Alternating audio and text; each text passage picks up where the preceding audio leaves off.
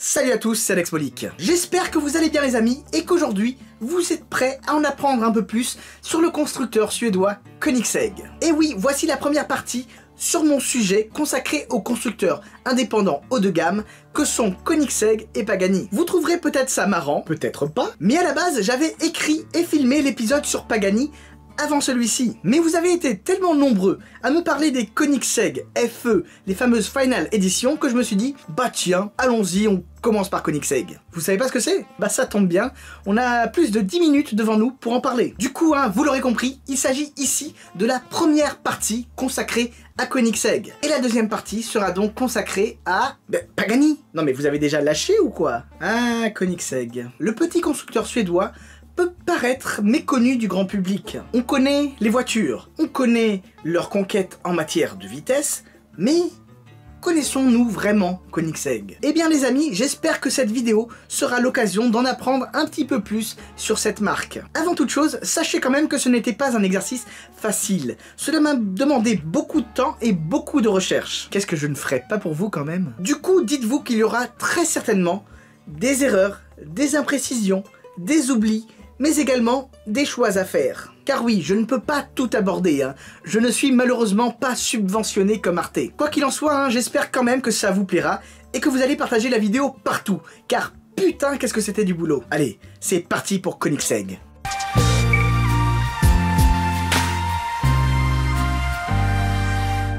Bon, depuis le temps, vous me connaissez. On va essayer de structurer tout ça. Je vais vous proposer d'aborder l'histoire de Koenigsegg en plusieurs étapes. Tout d'abord, la genèse de la marque suédoise et sa raison d'être. Ensuite, je parlerai de certains modèles marquants à mes yeux et choisis arbitrairement par mes soins. Et enfin, pour culminer cette expérience automobile de qualité, nous allons parler de la place de Koenigsegg dans la culture populaire. Je ne m'interdis pas de mélanger le tout par moments, mais vous verrez, ça va être très clair. Comme l'on verra un petit peu plus tard avec Pagani, Koenigsegg est une marque qui est très étroitement liée à la personnalité et au charisme de son fondateur. L'histoire de Koenigsegg commence en Suède avec la naissance de Christian von Koenigsegg. Bon, on va l'appeler CVK, c'est plus simple. Le grand gaillard suédois est particulièrement reconnaissable grâce à son crâne chauve, mais il n'a pas toujours été grand. Ni chauve d'ailleurs. En revanche, depuis qu'il a 5 ans, CVK a toujours aimé la vitesse. Son rêve, construire sa voiture de sport. Petit, on a tous rêvé de faire plein de trucs. Pompier, policier, vétérinaire. Mais lui, il n'avait qu'une idée en tête. Construire sa voiture de sport. Du coup, tout ce qu'il a fait et entrepris dans sa vie était indirectement, de près ou de loin, lié à la mécanique, à l'automobile. Dès l'âge de 6 ans, CVK se met au karting. Et oui, c'est bien lui sur la photo là. Forcément, en grandissant, CVK s'est mis à bidouiller des voitures, mais aussi des motos. Il était devenu particulièrement doué de ses mains. Et la technologie, c'était son dada. D'ailleurs, ça se ressentira sur toutes ses voitures à l'avenir. Mais bon, ça ne suffit malheureusement pas pour lancer sa propre entreprise automobile. True story. Ceci dit, avec un petit peu d'argent perso et quelques investisseurs, CVK fonde Koenigsegg en 1994 dans la petite ville d'Ängelholm à seulement 22 ans. Et c'est là que commence son extraordinaire aventure dans le monde des supercars et des hypercars. Au fil des années, la marque Koenigsegg grandit, évolue et se forge une sacrée place dans le monde automobile. Pour tout vous dire, ils ont même failli racheter Saab dans les années 2000, mais ils finiront par se rétracter du projet. De nos jours, l'usine Koenigsegg s'est agrandie et elle peut produire 2 fois plus de véhicules qu'avant. En effet, ce sont désormais 30 voitures qui sortent des usines d'Ängelholm chaque année, et non plus 15. Et c'est pas plus mal, car ça permet de satisfaire la demande. Car oui, les carnets de commandes sont bien remplis, et ce, malgré le prix prohibitif des autos, qui frisent allègrement le million, et dépassent parfois 3 millions d'euros. En tout cas, ceci est notamment rendu possible grâce aux 80 employés qui travaillent à plein temps dans l'usine d'Ängelholm. Et c'est à ce moment-là que je vais me mettre à vous parler des différents modèles, ceux qui ont fait l'histoire de la marque à mes yeux.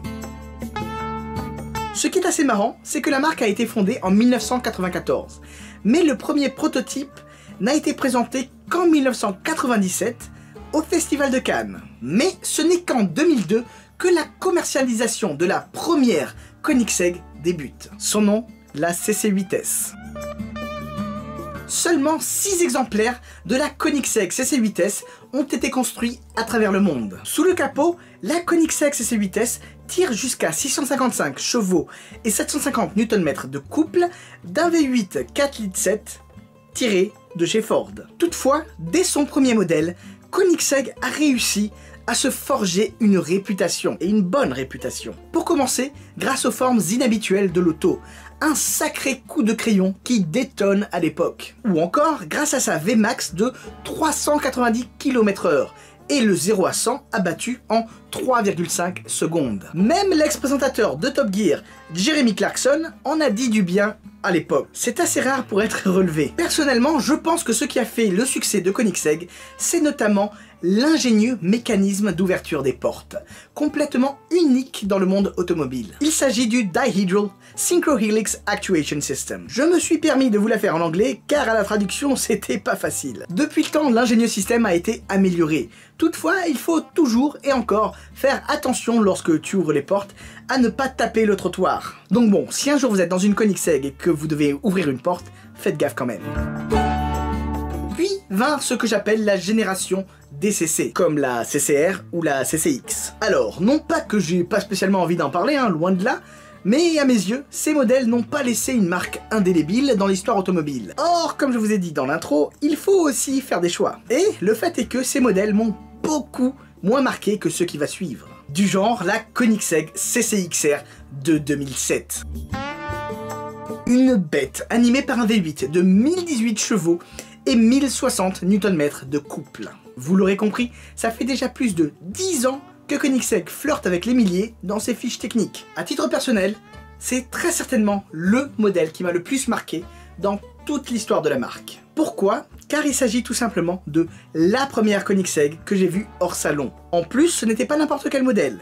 Il s'agissait de la Koenigsegg CCXR Special One, entièrement turquoise avec un intérieur lui aussi turquoise. Alors sachez que je peux comprendre tout à fait que ce ne soit pas du tout votre tasse de thé. Mais le fait est que, à l'époque, cette voiture m'avait vraiment marqué de par son excentricité, son originalité. Je pense aussi que ce modèle en particulier a énormément contribué à la renommée de Koenigsegg dans le monde. En effet, ce modèle est sorti au début de la démocratisation du car spotting, petit sujet vidéo ici.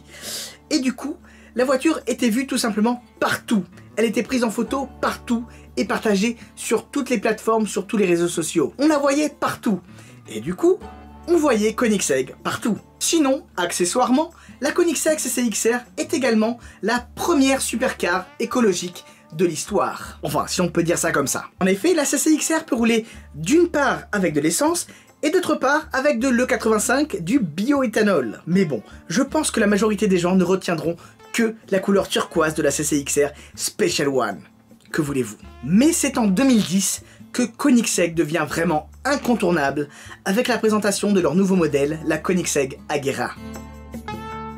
Avec l'Agera, tout a été repensé, conformément à la politique d'innovation constante voulue par CVK. C'est également l'apparition du turbo chez Koenigsegg, car, jusqu'à présent, tous les moteurs auxquels nous avions affaire étaient suralimentés. C'est pas tout à fait pareil. Selon moi, avec l'Agera, nous passons définitivement, et sans équivoque, dans le domaine de l'hypercar. Il y a eu plusieurs versions de la Koenigsegg Agera. Agera, Agera R, Agera S, à chaque fois avec des petites modifications, des petites améliorations. Un nouvel aileron par-ci, un moteur retravaillé par-là. En tout cas, la Koenigsegg Agera a marqué son époque. Et elle faisait de l'ombre aux sportifs des grands constructeurs. Et ce, malgré le gros coup de gueule en public du collectionneur américain BC, qui en avait acheté une, puis l'a aussitôt revendue, tout en qualifiant la voiture de hunk of shit, tas de merde. En revanche, ceci n'a pas trop semblé faire de mal à Koenigsegg. Bien au contraire, je pense même que ça leur a donné encore plus de visibilité. Car en effet, Koenigsegg a continué à vendre des voitures à la pelle. Cette année-là, c'est également l'année où Koenigsegg sort la Undra. Il s'agit ni plus ni moins du 100e exemplaire de la marque suédoise. Tout modèle confondu. On la reconnaît plutôt facilement grâce à l'utilisation de feuilles d'or sur la carrosserie. Carrosserie d'ailleurs qui est en fibre de carbone, donc ça contraste pas mal. J'avais eu l'occasion de voir cette auto lors du salon de Genève, et très franchement c'était assez émouvant d'être là pour le 100e exemplaire de la marque. En 2014, gros coup de tonnerre, Koenigsegg nous sort la One One. Il s'agit, à mes yeux, d'une voiture vitrine, témoin de ce qu'un petit constructeur suédois peut faire avec ses modestes moyens. Ce véhicule trouve sa raison d'être dans le ratio poids-puissance, qui est de 1 pour 1, d'où le nom, One One. Pour info, ce ratio est 2 fois meilleur que celui d'une Bugatti Veyron. Sous le capot, la One One développe 1360 chevaux et 1371 Nm de couple. C'est une brutasse. Seuls 6 exemplaires clients de cette auto incroyable ont été construits et vendus à travers le monde. Et j'ai eu l'immense privilège d'en voir quelques-uns. Mieux, j'ai pu voir la One One en action au circuit de Spa-Francorchamps.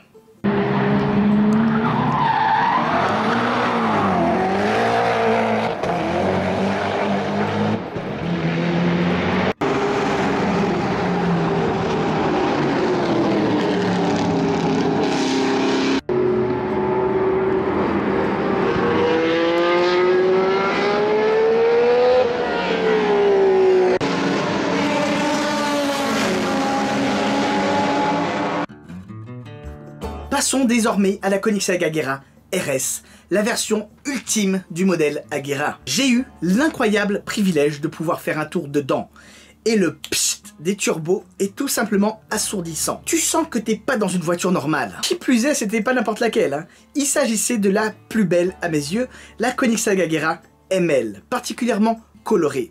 Alors sachez qu'il s'agit bel et bien d'une Agera RS, mais que le propriétaire et les passionnés l'appellent officieusement Agera ML. Ce sont les initiales du propriétaire, mais c'est un nom officieux. En gros, c'est un petit peu comme si tu collais un badge M sur une série 3. Ça n'en fait pas une M3, c'est une série 3. Avec la Agera ML, c'est pareil. Il a mis un badge ML, mais c'est une Agera RS. Par ailleurs, la Koenigsegg Agera RS est également la voiture de série la plus rapide du monde à l'heure actuelle. J'ai fait une vidéo entière consacrée à ce sujet que je vous invite donc à regarder ici. D'ailleurs, je trouve que vous êtes particulièrement nombreux à contredire les faits et à citer tel constructeur ou tel modèle obscur comme étant le plus rapide du monde. Je me répète, mais ça fait pas de mal. Tant qu'il n'y aura pas de preuves tangibles et vérifiables de ce qu'ils avancent, pour le moment et à mes yeux, le king de la ligne droite, c'est la Koenigsegg Agera RS. L'histoire de la Koenigsegg Agera prend fin en 2018 avec la sortie des 2 derniers véhicules de la famille Agera sur base de Koenigsegg Agera RS. Il s'agit des Koenigsegg FE Final Edition.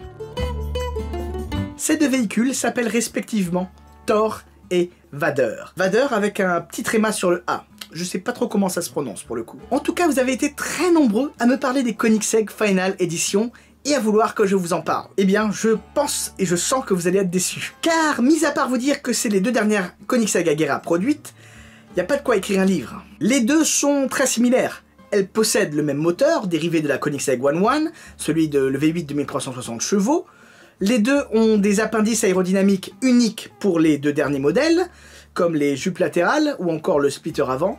Mais voilà quoi. D'ailleurs, à titre personnel, je trouve ça un petit peu dommage que les 2 dernières Koenigsegg Agera produites soient similaires, qu'elles se ressemblent tellement. Elles sembleraient limite banales par rapport à d'autres modèles de la marque, qui sont beaucoup plus excentriques, beaucoup plus travaillés, du genre la Naraya, la HH, la XS, enfin bref. D'une part, on a Thor, la bicolore, enfin bicolore, gris foncé et noir. Thor est particulièrement reconnaissable grâce à son aileron de requin qui assure un meilleur maintien de la voiture, une meilleure stabilité dans les virages et également en ligne droite. D'autre part, nous avons Vader, carbone nu aux accents d'or blanc. Mais non, pas la Bugatti, de l'or blanc, du vrai or blanc. Quant à lui, ce modèle est reconnaissable grâce à ses 2 petits ailerons arrière. Maintenant que l'histoire de l'Agera est terminée, qu'est-ce qui se passe? Eh bien, nous avons le futur, la Regera. Dévoilée en 2015, la Koenigsegg Regera symbolise le futur de la marque. Beaucoup plus luxueuse que tous les précédents modèles de Koenigsegg, elle garde malgré tout sa sportivité. Au programme, nous avons une motorisation hybride, avec un V8 et 3 moteurs électriques, pour un total de 1500 chevaux et 2000 Nm de couple. Grosse nouveauté technologique, la transmission Koenigsegg Direct Drive. Alors c'est un petit peu technique hein, donc je me lance pas trop là-dedans, mais en gros ça permet carrément de se passer d'une boîte de vitesse. Alors même si à titre personnel j'attends que la Koenigsegg Regera fasse ses preuves, Je pense quand même que Koenigsegg ne va pas nous décevoir. Peut-être même que la Bugatti Chiron a du souci à se faire. Seuls 80 exemplaires de la Koenigsegg Regera vont être construits. Pas de bol, ils ont déjà tous été vendus. Ceci dit, comme j'ai déjà pu vous le dire par le passé, à l'heure actuelle, les Koenigsegg Regera ne sont pas encore vraiment terminées. Elles ne sont pas en phase de livraison, car pas tout à fait finalisées. Ça viendra. Il faut croire que la cohabitation entre la Koenigsegg Regera et la Koenigsegg Agera a été beaucoup plus complexe que prévu, et Koenigsegg a eu un petit peu de difficulté à gérer les deux modèles en même temps. Dans la culture populaire, Koenigsegg est très souvent comparé à Pagani, qui, je vous le rappelle, sera au centre de la deuxième partie de notre sujet sur les constructeurs indépendants. Dans la culture populaire, Koenigsegg rime avec la voiture de tous les superlatifs. Voitures d'ailleurs qui sont devenues particulièrement inabordables avec le temps. Koenigsegg est une marque particulièrement associée à la vitesse et à la conquête des records liés à la vitesse. D'ailleurs, la marque joue énormément de ça dans leur communication. En revanche, contrairement à Pagani, Koenigsegg est la seule marque à être présente sur petit et grand écran, que je sache. Par exemple dans la franchise Fast and Furious, ou encore dans le ridicule Need for Speed. Mais bon, elle est présente. En revanche, une Koenigsegg, ça ne se conduit pas comme dans les films. Car oui, il faut avouer que la Koenigsegg n'est pas aussi pratique en ville qu'une LaFerrari. Pourtant, elle suscite beaucoup plus d'intérêt, je trouve. Ceci dit, la Koenigsegg Regera se veut beaucoup plus polyvalente, beaucoup plus voiture de tous les jours, beaucoup plus pratique, au même titre d'ailleurs qu'une Bugatti Chiron. De nos jours, la marque fait pas mal parler d'elle avec ses rassemblements officiels, organisés donc par Koenigsegg, mais encore plus par les rassemblements officieux organisés par les propriétaires eux-mêmes, par exemple lors du salon de l'automobile de Genève, le fameux Koenigsegg Takeover. Voilà, cette vidéo est désormais terminée. Merci à vous de l'avoir regardée en entier, j'espère qu'elle vous aura plu. Et vous, qu'est-ce que vous en pensez de Koenigsegg? N'hésitez pas à me dire vos avis, vos opinions ou tout ce que vous voulez relatif à la marque dans les commentaires. Abonnez-vous à mon YouTube pour ne rien louper des prochaines vidéos, notamment la deuxième partie sur Pagani, Et surtout, partagez les vidéos, ça aide énormément. Suivez-moi également sur Facebook et Instagram pour tout un tas de contenus qui, justement, vous ne verrez jamais sur YouTube. Et surtout, n'oubliez pas, on n'a peut-être pas la même voiture, mais on a la même passion. Sur ce, je vous dis à très bientôt. Ciao, ciao.